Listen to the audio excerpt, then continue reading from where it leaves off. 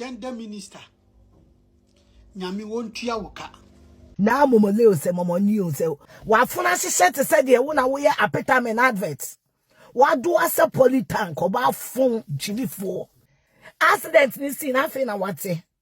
Ministry now will issue letter. Shame. Some of our NDC members no. Wanted to Ghana on morning politics and see will be out. It took us social Ministerial Gender and Children Minister, Dr. Agnes Namumulati, the Tuachi. Afia Schwar, Trouble Carlos, any other TikTokers, I join conversation, no blasting no power, blasting no. I may be a Wakama Hammer, Munina, Efa, Obogu, and Cross System Muyano. 2 weeks achi, I found a gender minister Abi addressing. I'm a Afia Schwar and Henneha. Bogasi and Gasia for I Penyah broke media. Best was any demo. Over like video, no other subscribe button, no back click notification and latest updates. Now better watch on their mammy. I will comment as she must also bass or not she even for so any be actually. It's last week's Monday, 28th July 2025. Anna Obogu Savior Church and Cross 16 Echo program na mobile Omukwa Church program. On their return, no Anna Fofi Antwata Omuka no Kunyanko Nshia Emma Cross 16 nyina de omu nyina off. Kana na munya to ananam ewo ensedo. Emma the next Thursday no yesie omu nyina bom ye mass barrier and Cross 16 no yesie won nyina ebomu.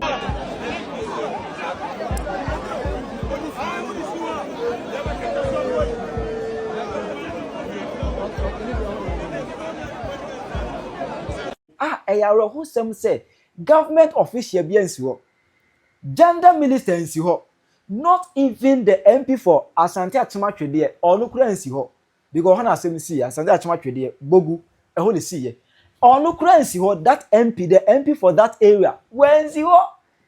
Jena na mekas I was say wante Ghana vice president say wante say bibi kura say yes wante na wukwada ye isu no ana accident fufuro esi as a plane a crash ya Muntara Mohammed eno ma ne bo ma ewo ye na omu ya pe less than 30 minutes ana Ghana mpanefo dru Murtala eno ma ne bo ma ebusuya fie eko commensurate with the families.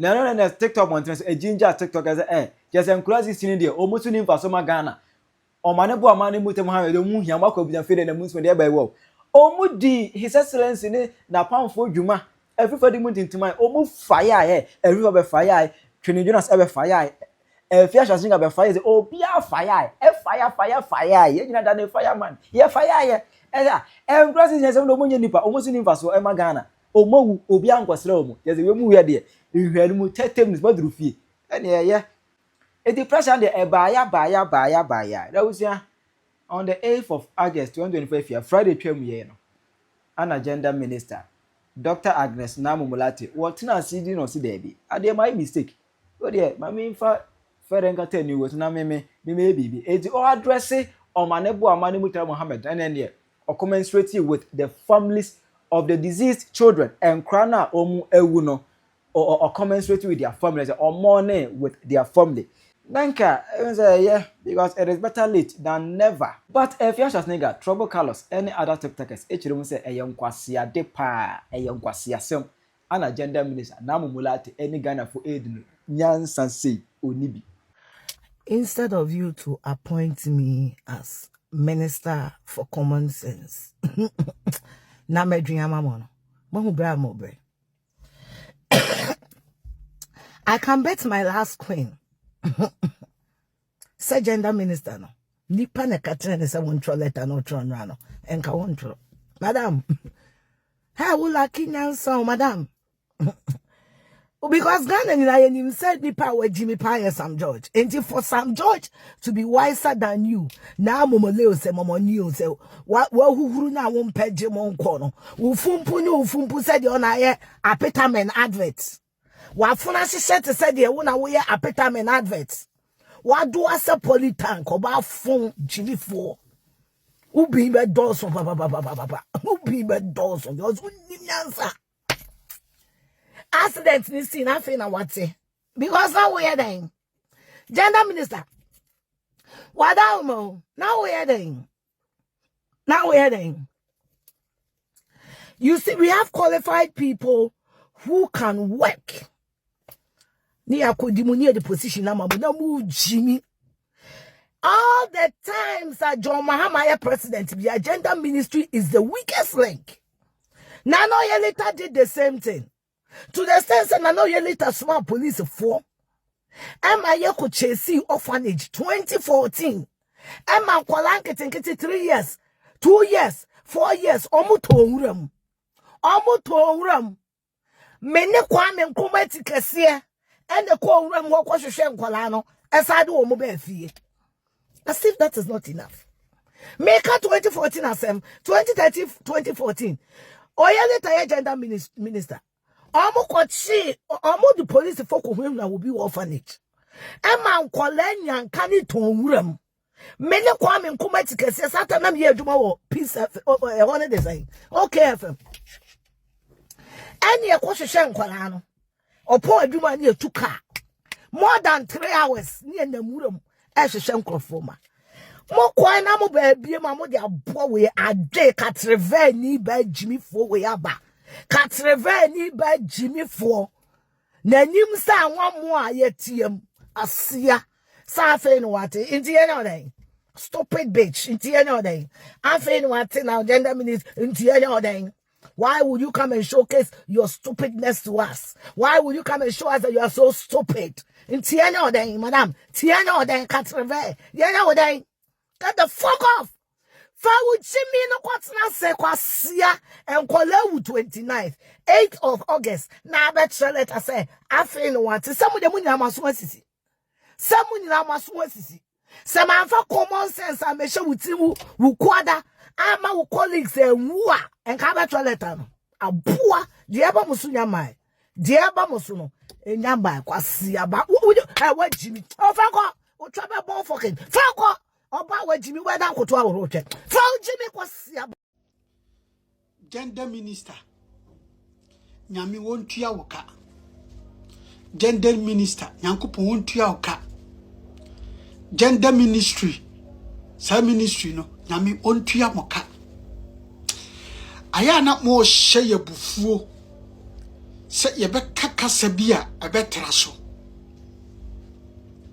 hwe wonim ankalate no ko amfa ama wo hye ni pabufuo mu hye ni pabufuo ministry mu hye ni pabufuo wonim a kama amfa late na ama etimu betimi atenase akase mo anten kwala ni wuo gender minister Nyankopɔn ontua wo ka mubetimi aka kire Ghana fo se nkwala ni wuo no mante nyame wontua mo ka wonimu anka wa fa lete na ama wonimu anka wa fa lete na ama empanimfo yi wo isi yei ana wote se social media omu ka ho asem ana watena se na odi lete wo yaba uhu yanka mo ni aso masoafo no man fa lete na ama owo bi nche wo bi owo bi nche wo bi ade ya pa ne se onipa wa wo baba asase so na watete na amena duru ni mpani mfie ni mpani brebi so a osoma na eyeyie na abeti sa abofra na wu ene wa anwo kra nkeye wa anwo ankeye he na me se ya wudi a Ghana fo mpanimfo mama sa ankrofo yi awofo na omu maame afamu no munnya mo ho totoroto sa da na ye de ye kokwa akoye ya baby de ese ye ne yakoye no baby ankola ni nya accident no na panini bia wote nkola ni hu wuo both MPP NDC a montimi antua na mo ankohwe nkola no ankoche nkola na busuafo no baby ankola ni mogya hwiegu ye no muturu ho asase ni mu bedi. I'm telling you asase ni mu bedi efrisa mo ya wudifuo mo ya manbofo mo ya bro mo twene mo nko amo ho na mo nwene o man timemufo no ho senke kwani ya mpanimfo afirimie bi kura nkomu di convoy na ekọ but mutirimu abro ne mutirimu adwen finti na munim se kwani nyanti anam kofa helicopter se mo de ekọ dia mu ye no mesi matu amana mo ankasa na mo betom mesi ade ya ne se oba wo bedroom pempenso bi betete abofra no osoma abofra na eyeye na abeti sa abofra na wu wa ngo kura nkaye enkola dunsia ebi kura titi ma petran ene de eto mu no mahuni amoyoyo yenka se nye yo eya but ewuo bi ansiri wuo bi na me se efiti na ekọ Ashanti region LPC na nwuo no samu ya NDC fo samu ya MPP fo minister bi obetwa mokumase kwa so bia ba bia nkola ni nya accident no the same thing be happy to mo ama wo se Penyah mudi jankrofo bi maame akomemu no ni so mu su no mo so be so sa pain ni bi ahwe munya mo ho totoroto sa da wokofa kwa ne so a edi enye be yemo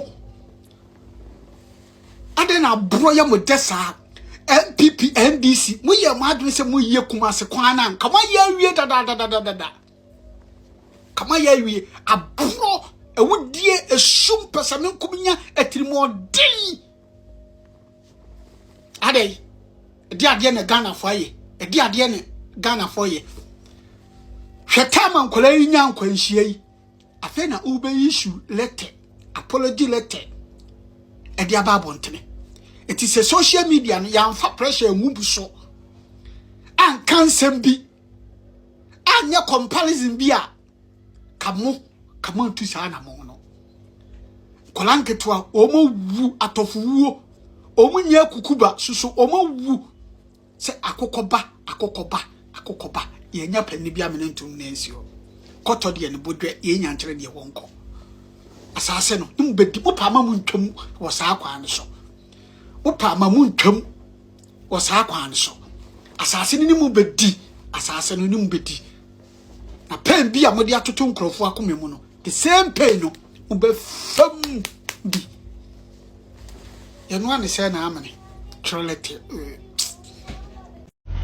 some of our NDC members no motetete Ghana hono monim politics nsi obi awo monim politics na Africa hokra politics ho biara na ye no hono ena some of nkrofo na omotetete abroche no monim mo left and right no enkwala system lewu ya pe gender minister abatu ade na no gender minister twi na ni se Penyah wata nipa ye be ma ni post mpo wo share da ye late I see family issues so said the gender minister and family issues. Cotton boy to family the no crana kebeboa. Na mami, you see a friend and now why momo said me be a video SMS excellency fa if any is a post in the mano. Kevin should be the same thing I yanko for ye, but still his excellency at the post in the man. And Kola 16 must say I and his excellency John Dramani Mahama Abba come once from the gender ministry no wedding. The His excellency want to mean you man watch a channel crabata microphone no. You can't people for trendy video no. And yet an after all this statement say about Tia Hemu, what they are better one. We won't sit there for anybody to sabotage this administration. And we end this as an ukrebi or what can occur. I did what JM is. It's a JM kind of not parents, no, not Oma console. Na JM bet me aqua console parents, nana. One tabrochena mokano. Abroches a ubewa, a day yo, monka. A day I would Timukrano, yet to meet too free because of traumas. Now Kola will be crying your muti and see. Now you cast a gender ministry, MPR Bonte, and yet the right tenor. What's and I sex kai? What kind of pokoya if you move? But gender ministry see to say the parents no they are okay. And all the letter no. Second the JM can take off a letter man. You people should how up with them shiesty. You how up. And you feel the gender ministry. What do your friend is about JM or no reshuffle no pamono. What do you mean you man? And you feel gender ministry let an that on one shay. Yeah, can say when the JM be yeah and the JM be yeah the JM in crabata. Oh, she's fooling. Yeah, can't tell the JM back at the parents no or my consoling. The gender ministry had to do the right thing. Go and console the parents. Good morning. Ministry now issue letter. Shame unto you. Some ministry now issue letter. Shame unto you and your ministry. And shame unto NDC government. Shame unto NDC government and all their ministries. I feel na mube issue letters. I feel na mu issue letters. He said, "Mo ye sorry." And Kwalama Kumaku 16 a day. And Kwalania Wami yes, woman now one place. Yes, one parent to lose in mass 6. No president, no vice president, no minister, no MMDC was there. And Kwala 16 wu ye no abani pe and kwase and show solidarity and abusuano klona ne sie wo mu ade and Kwala 16 a day na ministers ene nkrofo 8 akowu omu ya amanfo kase wo mu nye nipa nche enkwala 16 no enkwala ye nim wo mu daache enkwala wo bia nim de daache wo be babeye wo minor government no was quiet wanya anything say de mumu nkrofo wu na amanfo kase wo mu nye nipa nche wo bidia afa de mu issue letters enso ni nyina ya politics me kai voter region ensujiri keke ensujiri ewu ensujiri enkumi nipa bia ye nyina ye Ghana aye hunu die NDC MPs ene DCs ni NDC government enkrofo wa no mo wa ban mu Abusan for good afternoon. Ewie ya anya bone me wo media it as usual it's when I said be there anywhere be ya na akọ internet nso kakra because to waja kwabra YouTube waja kwabra na ono de ni ti so na nyansa wom no na o kire youth nde yenye no o kire ye se edi enti na obi awuo na obi wu hye se nka we na wu ya anke ye na sa ndipa na waye ye de waja kwabra na mbe bisa wasem na mbe chia woka minim sasa wonim sa nyansa wo yo minim sa wonim sa adwene sasa obi sa Ghana for you to ala social media for ye MPP for social media how na minim but now san ka wo bisa Sami Jemfi, na Sami Jemfi. Ka kire ye Ghana for say na Nyankopon ku na adoma no o say o man no. Na o say ka aka se Sami Jemfi na pam for say omunya jimi no. Emra no mo se Nyankopon ku ba omi ama omo no. Kotore ne bonya nche de wonko. UTV onua ife ne say ajakwabra wo ye nya twom. Mo edamoni mu twem mo ho ani wu ajakwabra wu ye be kan nne ye be kan china sen kasa me efe ne say Dr. Mane bo ma be wudi en kasa me jamfi na wu ya ke ye pe enke ye pe because na piri wo ma ba wo mia on na piri wo mo Dr. Bawumia then the vice president on na piri wo ma former president na Akufo-Addo on na so otumfo Nyankopon enku o mo ma no etu on na nkokọ hye mu no wu ya nke ye pe ka me say ka me pe ense on tiase asesa petro ne fa gogu pum na hye no ja kwabana na hye na wo ye nya twum dodo wo ye nya twum dodo wo ye nya twum dodo nya twum ni ku ja kwabana wo ye hu wani ewu papa senna wutimi kawei and this 4 years of 4 years na ye beto 2024 when timi am preach say we say eh Debbie mamfo obi nkwani agoro and want timi ampere na sepa senka